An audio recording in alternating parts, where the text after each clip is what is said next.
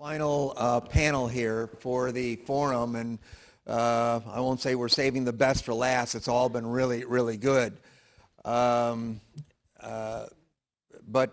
these are 4 employers who have been there, done that, went through the process. The way my new phrase, or one of my new phrases, if you want something different, you got to do something different. And these are 4 employers who said, we're going to do something different. So I welcome our panelists up here. So Daniel, either going to make one of the employers walk or you're going to walk around. My name's Daniel Janes. I'm a benefits consultant at Gallagher and have the privilege of serving on the HBCH board. So on behalf of the Houston Business Coalition on Health, thank you for being here. Thank you to all the employers for taking the time out of your busy day to come learn. Thank you to all the sponsors who helped make this possible. We're going to look at a little bit about everything we've talked about. We've talked about legal cases and the ecosystem, contracts and terms. We've talked about what does this actually look like to put in place. We've talked about RFPs, employee engagement and disruption. And these great employers here who will all introduce themselves, they have done it. So you get to learn from what they've done, what they've focused on, the lessons that can be gleaned. And we will get wrapped up. So thank you again. So as we go, what was the driving factor as you looked at switching from the status quo and looking at a different way of approaching your health and welfare plan? For you. I'll go first. Thank you, Daniel. You're welcome. My picture's up there, so you know who I am. Chris, I'm going to borrow your mantra. It's the costs S, blank, blank, blank, stupid. So yeah, I mean, really, just seeing the curve go up, seeing how high costs are. Of course, that's nothing new. I think we were fortunate for a number of years. We were able to stay flat. Whether flat was a good place or not is arguable. And the other thing is, like everything, addressing GLP-1s. And working with our big 3 PBM, just not really seeing the flexibility to work with us on trying to solve the problem. We did get some cooperation, but just too limited. Hi, I'm Josh, Senior Benefits Manager at Genentech, and I'm here representing Genentech as a health plan manager, not as Genentech, a pharmaceutical manufacturer.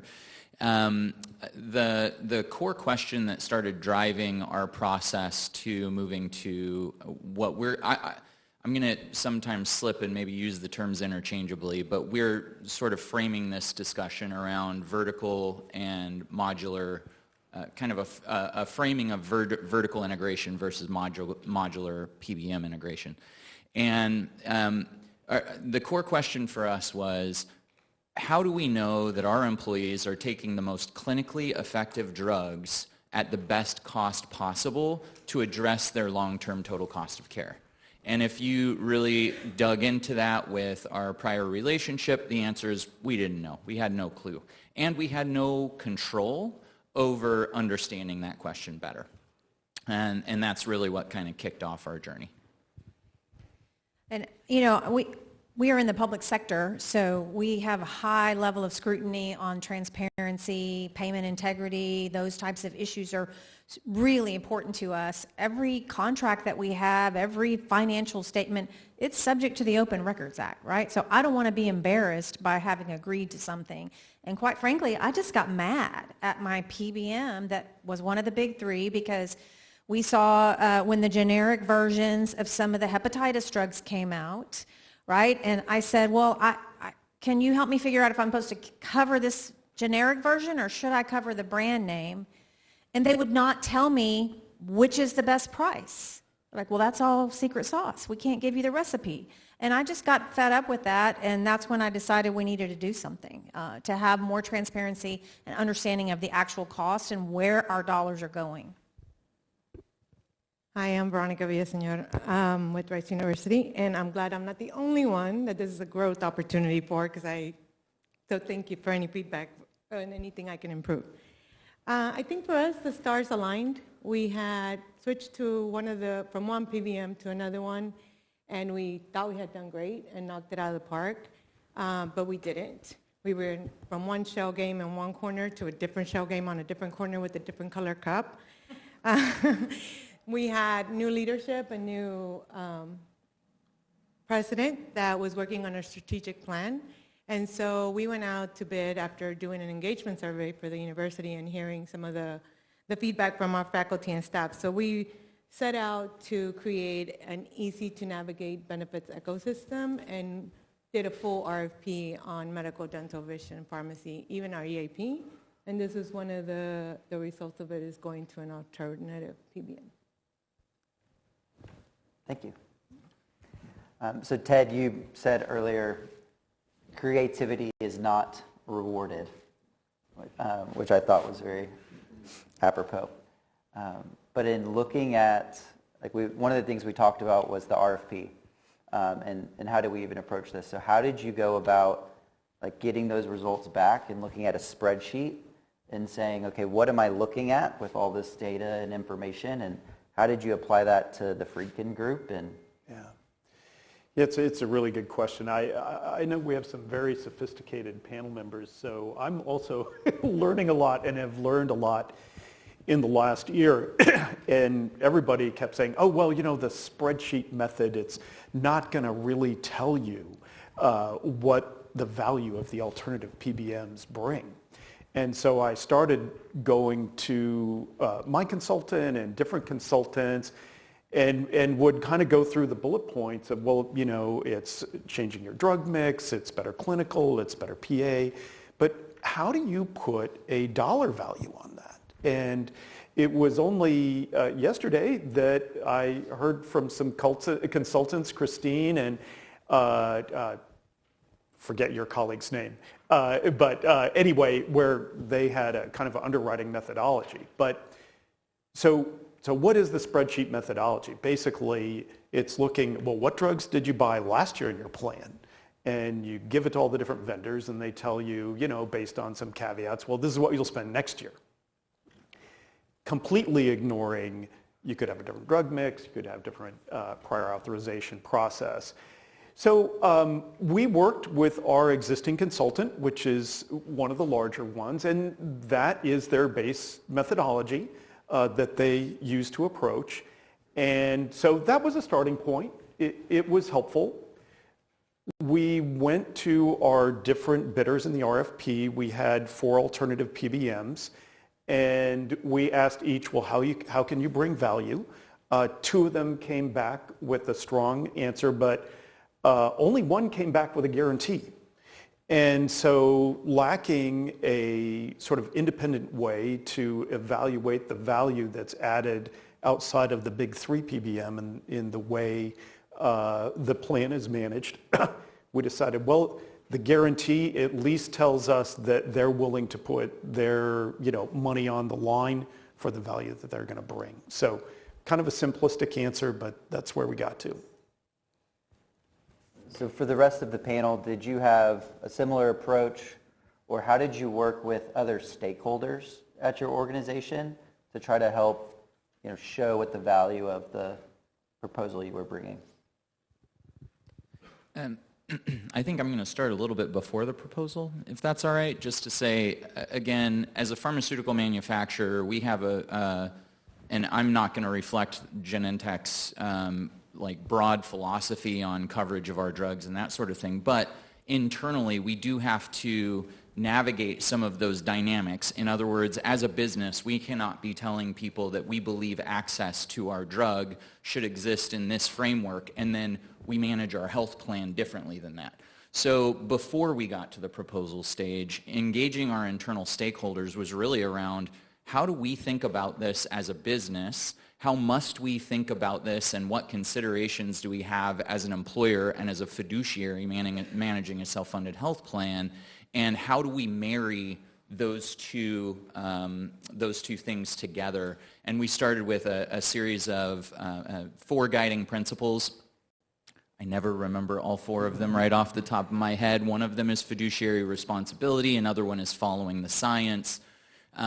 Essentially what starting with guiding principles allowed us to do was to navigate some of the conflict and tension that arises between our business and between our employer-sponsored health plan, because those conflicts do exist. There are just certain areas in the system that we're in now that create some of those conflicts. And so for us, it was the starting point was really those guiding principles. And those guiding principles kind of, it really guided us all the way through the RFP process. We used our guiding principles to evaluate the vendors that we selected. By the time we got to the RFP, we already had broad internal stakeholder engagement to understand what we were trying to achieve and where we were going with the decisions we were making.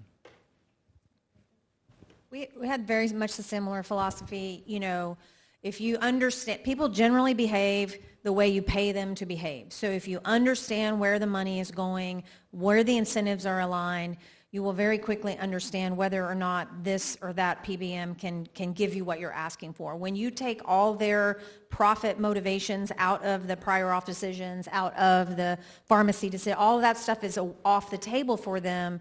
Now you can get, you know, clear decisions that are made for the best interest of the patient, not what their financials are going to look like. And so we rely heavily on the fact that we have the right contract terms that are going to prevent that conflict of interest driving bad behavior. So we worked with our broker to help through all of it. We had 2 of the PBMs and 2 alternatives. And then we took the best ones out to our advisory benefits committee and faculty senate. Yeah. Awesome. So as you went through implementation, I think one question or one thing we wanted to focus on was, you know, maybe a myth, and I think there's a lot of reality there too, though, is with a big change, especially on pharmacy, it brings a fear of disruption. How is this going to impact my employees? How are they going to be communicated to? Is this going to come back and fall on me?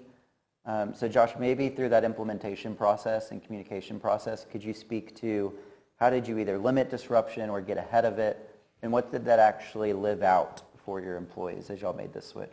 Yeah, thank you. I think it's probably worth calling out historically how we've administered our pharmacy benefit, which is with absolutely no management and basically no formulary for the longest time. And then a couple of years ago, with rising costs, we started having to think a little bit more critically about management.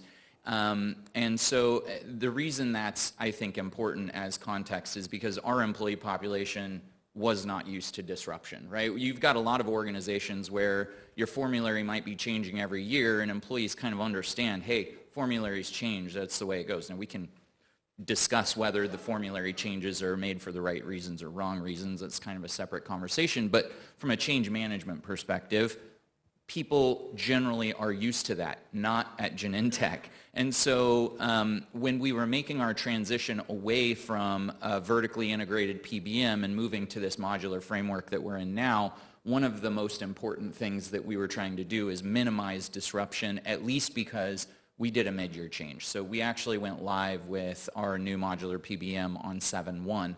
We asked that PBM to actually match the prior PBM's formulary. We actually ended up theoretically sacrificing a little bit of the discounts that we would have received from our new PBM because we're not using their formulary. For us, that was a trade-off we were willing to make to avoid some of the disruption. Now, on 1/1, we are launching an entirely new formulary, and this gets back to that initial question that started the whole process. In 2026, we're launching what we would say is the clinically best formulary possible. So in other words, we're trying to move to a place where rather than rebates driving the decisions about how you place a drug on a formulary, the decision is first, is that drug the most clinically effective drug to treat a condition, and then think about rebates and how you might navigate the rebate conversation, but always with clinical efficacy as the sort of pinnacle or North Star. So we had letters mailed out to the negatively impacted members, and we gave a 90-day transition period. We also opened phones up about a week before going live on July 1st, and that helped to smooth out the process. I'd make a comment. So we made a change from one of the big three PBMs to another one. And when we went to leadership, the concern was, I don't want anybody to have to change their drugs, not like a single person. So that was sort of the bar that was set for us. This time it was different, but we really looked closely and we kind of bucketed what the impact would be. Actually, one of the things I found for disruption is the largest group of people who had drugs that weren't on formulary wasn't on the other PBM's formulary either. So they were mostly exceptions, cut out over the counters. We didn't take, we said, well, if you need to move from a branded generic or biosimilar, that's fine. And so we had just 2% of prescriptions were actually just plain old not on the formulary. You're going to need to make a change. So to Veronica's point, the next item is, well, the engagement. And what we really liked, there were a couple of folks, a couple of companies in the RFP who had a proactive member outreach program. The letters are great, but I send a lot of mail out to members. And every time I do, I get a stack of return stuff because we don't have the right address. And it's imperfect. And I don't want people to be wondering how to get their drug in January. So we went with a vendor who, even before going live, 2 months before going live, after the letters went out, or making phone calls. We're doing on-site meetings this week at all of our Houston locations, which is about 2/3. So it was very important to us to cover that base. Now, we know some people will need to change a medication, and we'll be ready to speak to them, but we're trying to give them as much of a chance as possible. Thanks, Ted. So Veronica, I know that Rice has been on this journey as you're kind of wrapping up, and we talked a lot about net cost guarantee that alternative PBMs are willing to put forth strong in their value proposition. So how has that materialized for y'all, and what are your kind of expectations moving forward from a cost control standpoint? I think we are 18 months out, and our PMPM has gone down 5%, which is great, until I saw Renzo's healthometer yesterday. I'm like, oh, we still need to work on that, Josh. Yeah, we're getting there. But if we took out the GLP-1s, we're looking at 18% net cost. So we're very happy. That's excellent. And for the rest of the panel, was that a driving factor, and maybe said another way, in the contracting, because it's a driving factor for everyone, but in the contracting process, are there differences in what's included or excluded from those guarantees? Is that something you were able to kind of look into as a part of the process? And what was it like working either in the RFP or with your PBM through implementation to understand everything that's included or not included in those guarantees?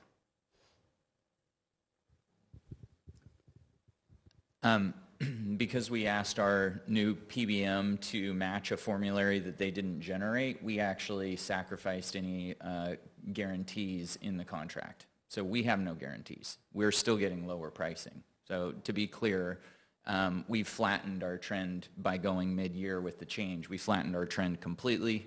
The early indications are that we are seeing significant savings, but again, I'll just call out, I understand why so much of the discussion is around price. I think when you hear me talk, I'm going to keep coming back to clinical efficacy because, again, not every employer has the luxury of having an average tenure of 10 to 15 years in their population so that you can start thinking about things like total cost of care. But generally speaking, our concern is not necessarily with again, I don't want to minimize them, but with the short-term nature of these kinds of rebates and the way they're hitting you on a quarterly basis a year after the claim was paid or something like that, Our concern is really with understanding the total cost of care and whether or not you're effectively reducing the total cost of care and addressing disease progression in your population over time. And so when we look at things through that lens, the idea of being guaranteed a specific, percentage or rebate number just became drastically less important for us.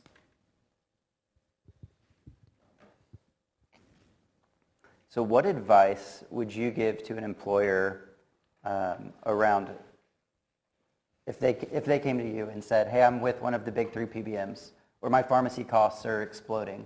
Like, how should I approach this, or what should I do? How should I get started? Well, I would say, first of all, leave yourself lots of time, because it takes a long time to do this right. We started 2 years before our contract with our previous PBM was up for renewal. It took us about 6 months to write the RFP, because we did define the contract that we wanted. We defined the data that we wanted. We defined the formulary that we wanted. And then when you're going through the formulary that you want, now you've got to make decisions within that process of, okay, well, I've got 300-400 people taking this drug. Am I going to grandfather that or not? Am I going to give them a 6-month runway to transition? You make all those decisions before you put your RFP out. And that's what you ask the PBMs to bid on. And then with our RFP, we did not do the traditional route of, well, pick a vendor and then finish your contract. We said, we're going to pick the top 2, and then we're going to go into contract negotiations with those top 2.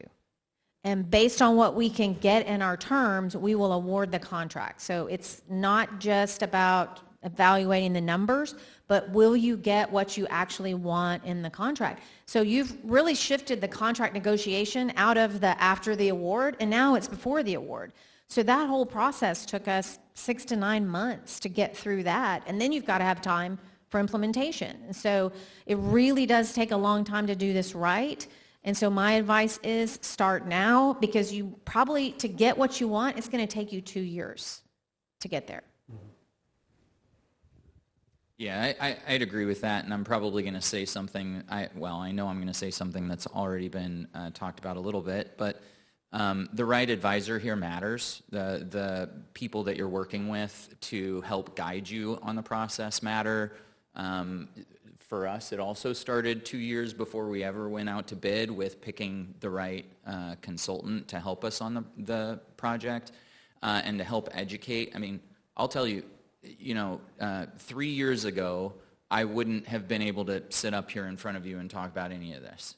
It's only because I had a good consultant advisor who took the time to explain the ins and outs of PBM, because otherwise I'd been a benefits manager that was just taking whatever had been given to me with really not a lot of thought other than what is going to give me the most savings to get me through the next budgeting cycle. The other thing I'd like to say about advisors, after we had our conversation kind of leading up to this, I was thinking about it. I'd just say the right advisor to me is not necessarily, you're not picking a firm. You're picking a person and a team. And you can find good, high-quality advisors at any consulting brokerage firm that you want to. But it is really important that you pick the right team that's going to guide you with transparency to decisions that align with, in our case, our business philosophy and with the philosophies that we have around providing health care to our employee population. I'm always in favor of taking time. It was probably a couple of years for me, maybe shave off a month off of that, but pretty close. I would say just if you are starting from the beginning and you don't have necessarily the kind of resources that Josh and Jennifer have, it's like attend as many conferences as you can like this. National Alliance has great resources that you can pull for free if you have membership for a coalition. I am with you, Josh, on it's the person and the team, and that goes down to the PBM. We know Renzo now. Get to know the different players. We know Josh, and I know Affirmed is here. And I mean, you talk Aetna, Blue Cross, CVS, Express Scripts, they're different, but they're also quite similar. But the players in this space, in the alternative PBMs, they're smaller, they're newer. Not all of them are new. Like Navitus, they're here, they've been around for a long time. But they have different approaches. And so figure out what's going to work. Where do you lack expertise that they can bring? How important is it for you to reduce cost? How important is it for you to focus on disruption? And for us, culturally, 2/3 of my population doesn't really have a company email. So somebody who's going to be able to reach out by phone is absolutely important to do that proactively. So, take the time to get to know the players.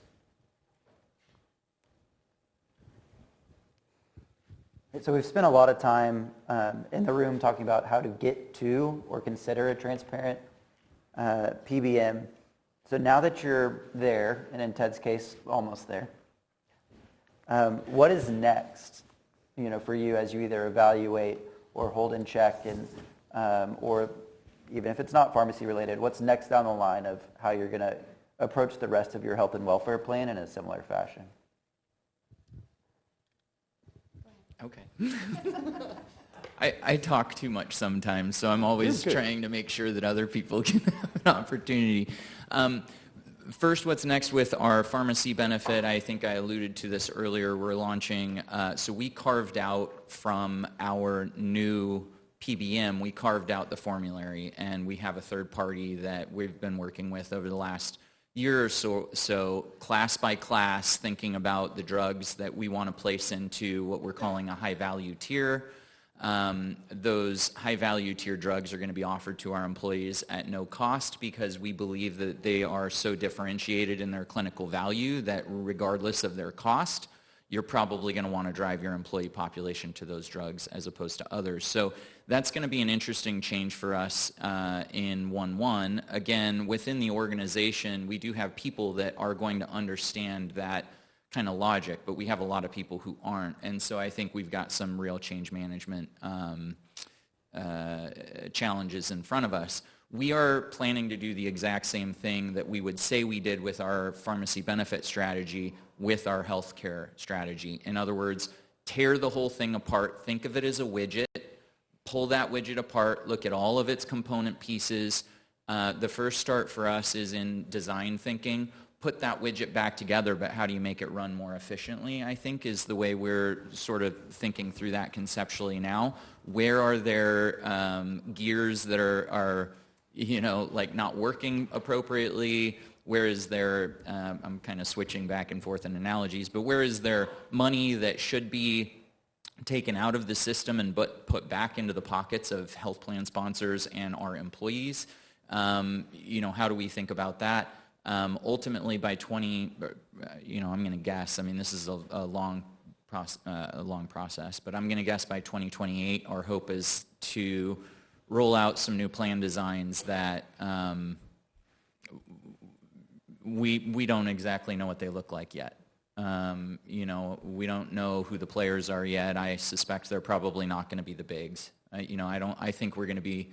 This is all speculation at this point, but I think we're very close to moving away from the BUCAs entirely and trying to think of something else. Stay tuned for what that looks like. Thanks. I think for us, part of the RFP was to find what else was out on the market available to us. So I think we're going to look for solutions to keep bringing costs down that could integrate well both with our PBM and our current medical plan. Yeah, and for us, we started with our PBM transition, and then we've introduced some point solutions, to access, our elective surgeries at a lower cost and some of those types of things. But every time we find a solution that can give us the care that our members need at a lower cost, that adds so much complexity, and it's so confusing for the employee to navigate all of those things. And so we've really been putting a lot of thought into, how do we make this a simpler process for our covered members?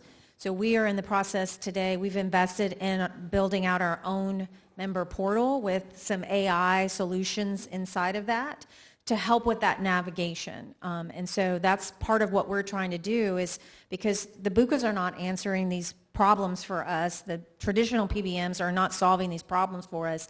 So we have to solve them ourselves. And so we're investing in some of those tools and resources that we think will help our employees use what we've put together in a more effective way.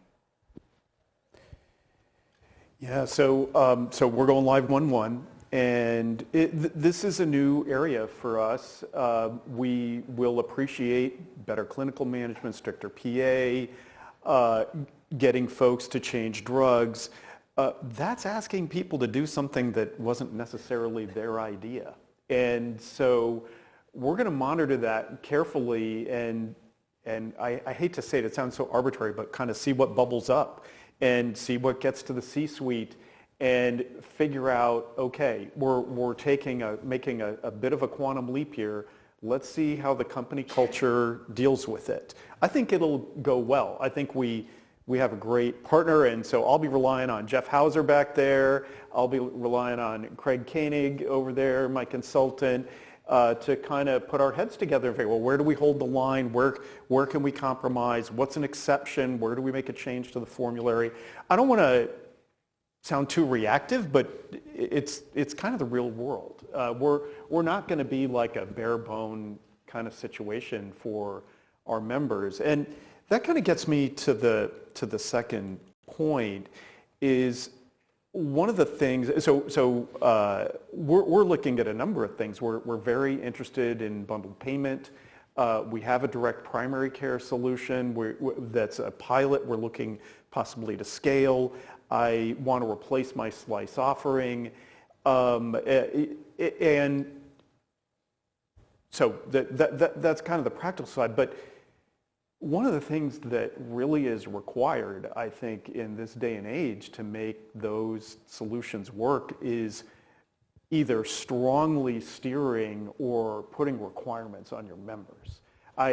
Not to go off on a tangent, but I was up in Chicago and listened to Purdue University, who happened to implement CAREM, bundled payments. And, they are like I don't know if you guys know, they are rock stars of the benefits. I went up to them after, said, well, I'm just, I'm starstruck always. But, but what was how did you make CAREM work for you? Well, it's mandatory. If you want these procedures, you've got to go through CAREM. And so I don't know if we'll be ready for that. But if you can't do that, can you really get the leverage? So I don't know if that makes sense as a response, but it's something that I'll be grappling with and working with C-suite, because I know they want to see the cost reduction. The question is, how do we morph our culture to figure out how to make that acceptable? I just plus one that. I mean, the conversation about requiring versus allowing as a sort of voluntary, I think employers have, I don't want to speak for other employers, we have assumed that if we just offer something that we think is going to be lower cost of care or result in lower cost of care, like a virtual MSK solution, that people will willingly opt in to that solution. We're just not seeing that. Yeah. It hasn't made us shift away from adding new point solutions into our programs, but we also have not been able to, with the exception of our mental health vendor, where we've got very robust and longitudinal data, we have not really been able to prove out the value of any of those solutions. And within our team, there is a healthy debate. I fall very squarely on one side of this, that health plans and plan sponsors, I think, in general, have over-indexed on this concept of choice. Like the PPO network, where you've got, like, first of all, this massive set of in-network providers, and then, by the way, you can go anywhere. You just pay a financial penalty to go out of network. I personally just do not think that is a realistic way in such a complex environment to ask people to consume healthcare. I think at some point, people who have expertise in this, have been working in it, need to make decisions about the best places for people to go in the health plan. Now, that doesn't mean you eliminate choice entirely. I think my opinion here is you're narrowing the choice to a subset of what you would say are high quality options for somebody to choose from. But I do think that sort of paradigm of choice and open choice is really at threat, I think. 100% agree with that, Josh. And that's really where we are. Most of our population is on the broad PPO. Go wherever you want. Do whatever you want. And the only way we're really going to, I mean, we could get out a benefit plan tomorrow. That would be 20% less, but they would have to give up a lot of those choices, right? We take those choices out of their hands, and so far they don't like it. You're in a different position than probably I am because, your employees, you can make a decision and everybody, that's the benefit plan you get. So for us, the cities that participate in the pool, if they don't like, we roll out something too restrictive and they don't like it, they could just go get coverage somewhere else. We don't require them. It's not like one of those deals where once you're in, you have to stay there forever. So we have to always balance that decision between what's affordable and what's desirable. And, so we're trying to do things on a voluntary basis, but I think at some point, back against the wall, these things will have to be mandatory and the choices will be out of the employees' hands. Or they will get so expensive that most of them will not be able to put their families on the plan, and some of these employers will just throw up their hands and say, I'm going to give you an ICRA, good luck on the marketplace. Go find yourself some coverage. And I don't think that's best for our public sector firefighters, police officers, teachers, people that are picking up your trash. They deserve good benefits, but we've got to, it's our responsibility to manage that so they can afford it. I don't think we could ever require faculty to do anything. So we have a plan that I will tell you is our lowest participation. That's there because it's got out of network, and that's just the plan that's been around for the longest. So we continue to offer choice. I don't think we will ever get away from it. We have implemented point solutions to try to make up for some of the pieces that fail with PBM or case management through the medical plan. However, it's gotten very broad, where we're putting together a whole education piece from the benefits team, just because the navigation of it is, there's just too much choice. So we are going to have to streamline that down to where we can say, here's the yellow brick road, follow it. Yeah, and I don't think you're alone in that, Veronica, whether it's union pressure for a lot of employers, or whether it's highly competent individuals or a competitive, job market.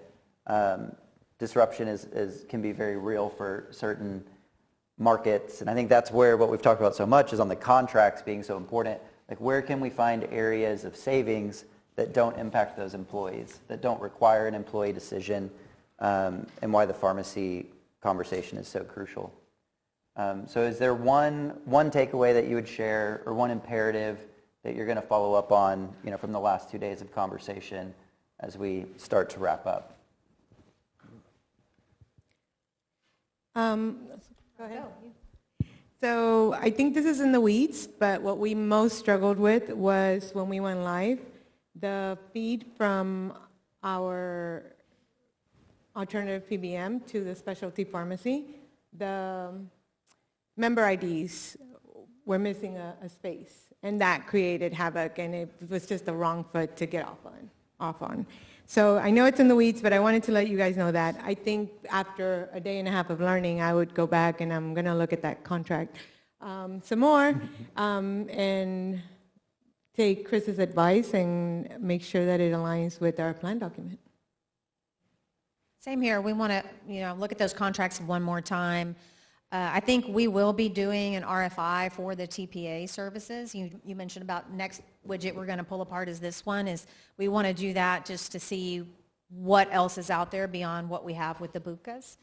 Again, it's a big lift for us to move 750 employers to a new TPA or a new PBM, but that's what would occur if we change. So it takes a long time to plan. So we're going to start looking at those types of things as well. Well, I unfortunately didn't have the full day and a half because I came in a little bit late. So I'm sure that I missed a lot of really interesting presentations and conversation as a result. What I did catch yesterday is something that, again, there's really healthy conversation happening inside our team about, and that's payment integrity. Understanding, I think, understanding the way that health plans and TPAs are billing, the idea that somebody was billing a certain amount and being paid more than they were billed was actually news to me. Really sad and shocking and tragic that that's healthcare in the United States.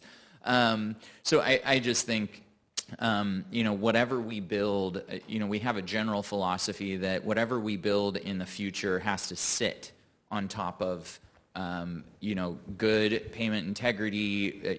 Generally, we're thinking about, like, what are the sort of little wheels and levers? What are the small things that people don't pay attention to that it's probably where we're bleeding the most money out of the health plan? Let's start there and build upon a foundation that's fixed those things first. And fixed is a really interesting term to use in healthcare because it does feel a little bit like every time you fix, we liken it to the analogy of squeezing a balloon. So finding a way in the future health plan that we're trying to build to stop the balloon squeezing phenomenon where you've got some loss coming over here because you've got hospitals getting paid too much or getting paid for duplicate bills or what have you. Well, that's a revenue stream that in our healthcare system today just gets shifted somewhere else, right? So you're going to start seeing solutions like payment integrity be more and more popular. Great. Well, where are the health plans going to try and collect money next? And how do you inoculate yourself from that? That's really what we're trying to think about right now. It's like swimming upstream in a tsunami. I mean, it is so hard sometimes because the whole system is structured against what we're all trying to achieve. And I'm glad to see providers in the room and drug manufacturers in the room. I think the more that we could get employers and providers and drug makers together, I think that's how we'll be able to solve this problem because there's too many other people in this pie that are just getting paid a lot of money to make it more expensive. And so I'm glad to see that these conversations are happening. I think that's how we'll get a solution that works. I want to give you a couple things, Daniel. So the quick one is I am just really very fascinated by opportunities to get around the PBM and around the rebates and get my members to get pricing that I can't get through my plan. And we heard about a solution there. I'm talking to a company about it. And, for the big things like GLP-1s, once again, really excited to see development there. The other thing is kind of an admission, is contracts, pricing, GPOs, rebates. These kinds of meetings are critical for creating awareness. I will never be an expert in this area. I always walk away feeling like there's more that I don't know than I realized. And so really leaning in to my experts and understanding the questions and where to push and where to drive is another takeaway. Very good. Can I just add, it's been very interesting to me because I've been leading the work on our team in the pharmacy space. I've been having a lot of conversations with other benefit managers. And I think one thing, I'm just making this a call to action for people here in the room. Now that you have this information, make sure that benefits managers, not just at your organization, but at other organizations that you're connected with, really understand this. The number of times in the last year or so that I've had conversations with employers that didn't actually even know what a rebate aggregator was is shocking. And when you understand that there is that sort of additional layer between the manufacturers and your employees as patients, it just really opens up your awareness about what's happening in the industry. So for me, I'm just kind of putting this out there as a call to action. We all now collectively in this room know a little bit about what's happening in the PBM space, but you'd be shocked at the number of people who still don't and are charged with managing the healthcare and pharmacy benefits for thousands, if not millions, of employees. So, that's been my personal mission as I've learned more and more is how do I make sure that a benefit manager at another company also understands this well enough to challenge their consultants, to challenge their PBM, and to challenge the system that's not working for their employees. All right, well, with that, we will open it up for questions. And Chris, you're welcome for us being back on time. Yeah. All right. Maybe. We'll see how many questions we have. Thank you for the work you all do. I come at this with like a health science lens versus an employer lens. I'm at UT Health. And so thinking about it from the perspective of how do we actually support the employees? And one of the pieces, and that's my question, I think, back to you all, because one of the pieces I'm hearing is more and more making decisions for the employees. And when you think about the science of getting care when you need the care, employees and us, all of us, we engage with our healthcare providers that we trust. And so if the system is breaking the trust, you just don't go. And guess who's going to pay the price for that? Both the employees and the employers. Because if they don't go, then they wait till it's really expensive. So what are the opportunities as you guys battle this system, which I agree is completely rigged against y'all and all of us? How do we better leverage the numbers that the employees take? And that requires distilling something down so that people can understand what's happening and why the prices are going up. I mean, we have not solved that problem, I'll say that. But here's one thing that we do that we've found great results from, and it helps build trust. So we offer a program where we'll go to on-site, we'll do your blood work and get your screening, and then we'll send you your report. And, you know, if you've got high blood pressure or you need to see a doctor about something, we'll give you that feedback. Well, we used to just mail them the report. And then we would look at who got the report and whether they went to the doctor afterwards. Well, they didn't do anything. I mean, they know they have high blood pressure. They never did it. They never filled a script, nothing. So what we started to do is we have a couple of wellness managers on our team. So when we have someone who comes back from that health screening at a high risk, we call that person. We say, were you aware of this? How can we help you find a doctor? Let's get you the treatment that you need before this becomes a bad problem. And we have seen so much come out of that. We have seen, and just through these conversations with our dietitians or some of those type of people, now folks are understanding why this is a big issue, and you know, they're not going to lose their eyesight or their foot because they didn't control their diabetes. And so that's just some of the stuff that we're trying to do. I mean, some of it is just people don't want to face the reality of their diagnosis sometimes, and they would rather stick their head in the sand than go to the doctor. I mean, we have a lot of men on our plan. They don't want to go to the doctor. They don't want to know if they're going to die next year. They feel okay today, so they're going to keep doing what they're doing. So, you know, that's one of the things that we've done to try to bring them in to get the care they need. Anecdotally, we're very fortunate. We have 3,500 benefits eligible employees, and the bulk of them are here, right? So we do have a small team, and I commend them every day for all the work that they do, but we get groups of like 2 or 3 people at a time that'll come in and ask questions, and you have the conversation. The team does a good job in, you know, trying to steer them in the right way, and we have seen an uptick on going to the doctor, and you know, I took your advice on such and such thing, and I went to see my doctor and followed up on it. And so steering them that way, I don't know if that's, you know, if we have enough time to meet with 3,500 people plus dependents every day, and that's the only thing we could do, but it does help, and I have seen some of that come to, you know, the fruits of that labor from the team. I mean, we haven't really played around too much with provider steerage yet. So everything that I'm about to say is just kind of giving you some insight into the conversations that we're having internally.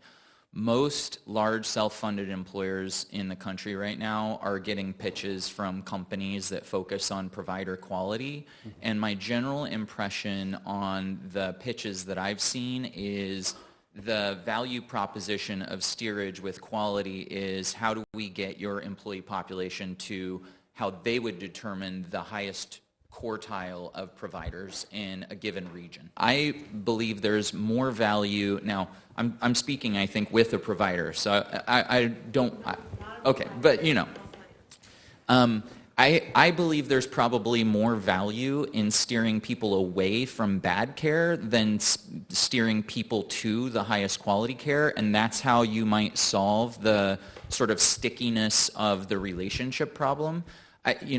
Some of this is just intuition and belief. I believe when somebody gets bad care or they're with a bad provider, they know it, right? Like, I just want to believe that people have that kind of intuitive understanding of the type of care they're receiving. And, so rather than disrupting our employee population by saying, instead of having, 100,000 doctors in this region that you can choose from, we're going to narrow that down and say it's only, again, whatever 25% of that is, 25,000 providers. I'd say you can still see 75,000 providers. And within that 75,000 provider space, we're going to tier your cost structure to incentivize you to the top 25th percentile. But within that framing, you can kind of go where you think you need to.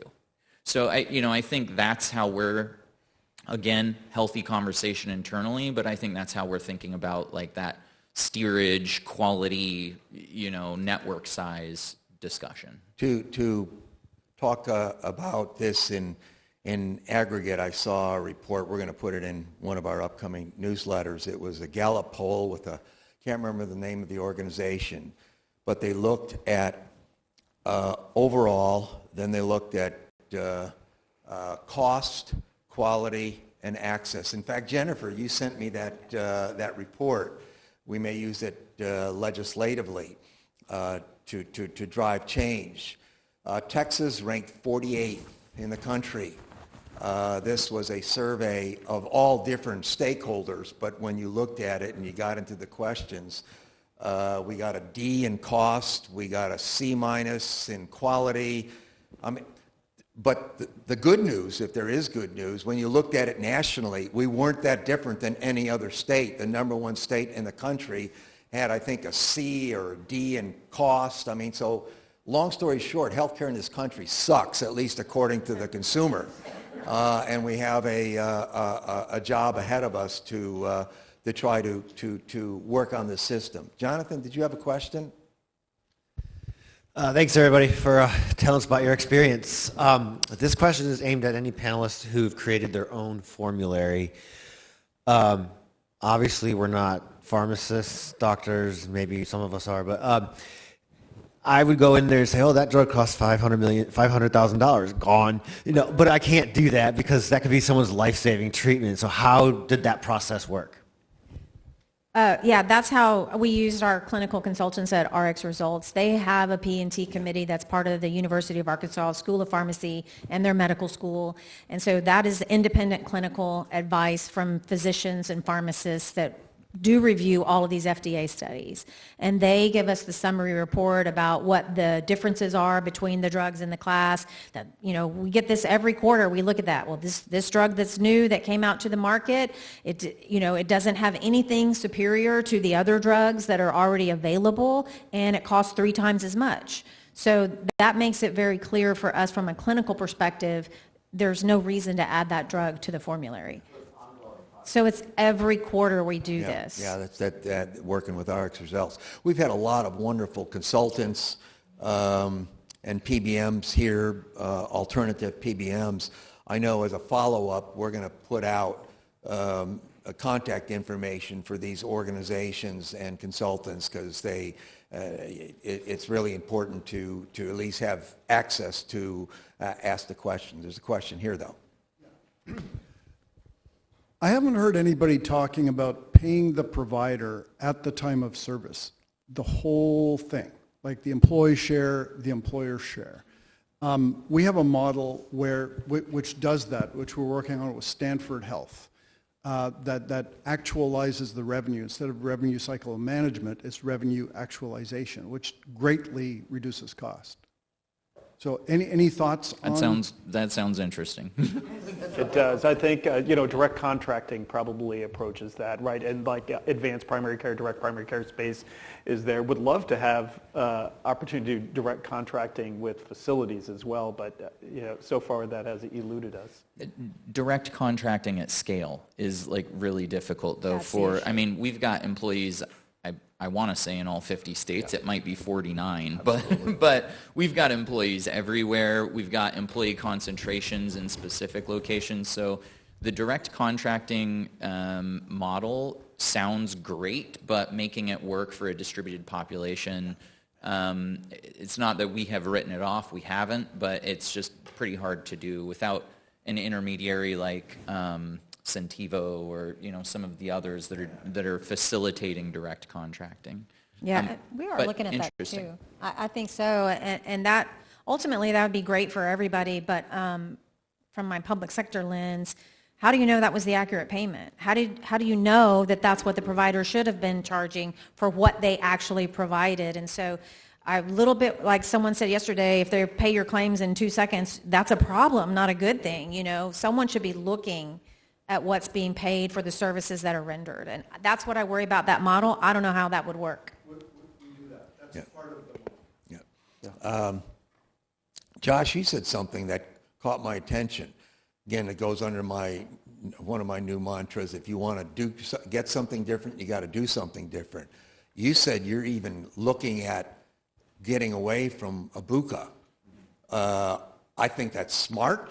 I think it's a big lift, but boy, what would that look like if you're in all 50 states? Because we're trying to eat locally here, even if you have all your employees here, getting folks to think differently than using a BUCA.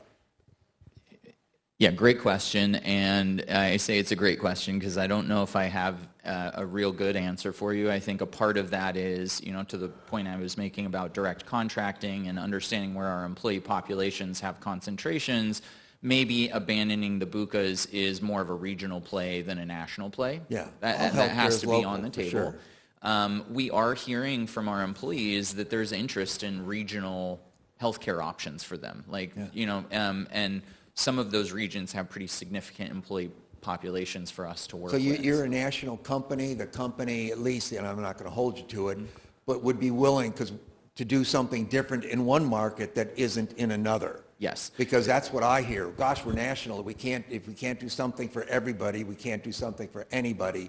And that is not, I think, you get what you get, and that's what we have right now. I'm gonna.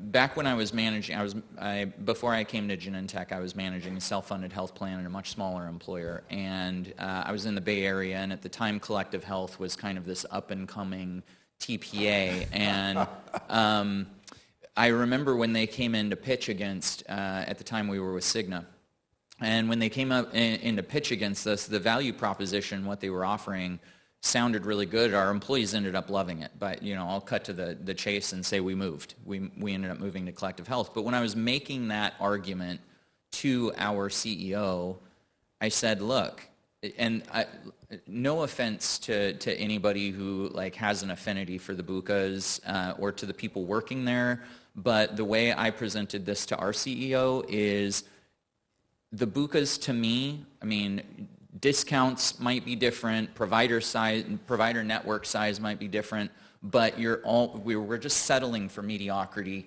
every single time. I said, look, we can settle for mediocrity or we can try to be great. Yeah. I'd rather try to be great than just live my career settling for mediocrity. Yeah, I appreciate it. By the way, I chuckled when you said Collective Health because we as a coalition are talking with Collective Health about doing something unique in this market.